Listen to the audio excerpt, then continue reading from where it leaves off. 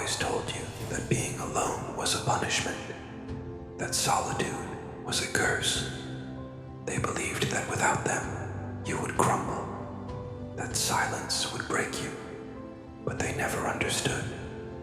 Solitude does not weaken the strong, it forges them.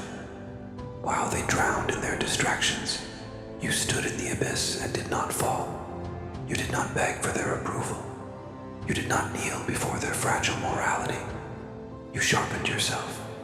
They build their world on illusions, comfort, conformity, false justice.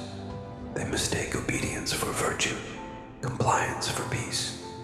But you saw the cracks in their foundation, the rot behind their golden masks, and they hated you for it. Not because you were wrong, but because you were right. Every rejection, every betrayal, every moment of solitude, it was never a wound.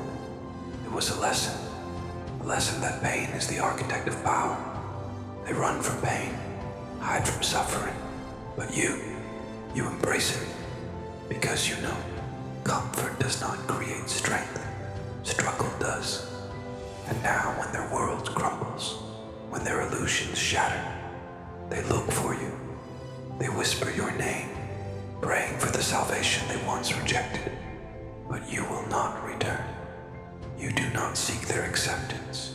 You seek evolution. You are not bound by their fears, not shackled by their weakness.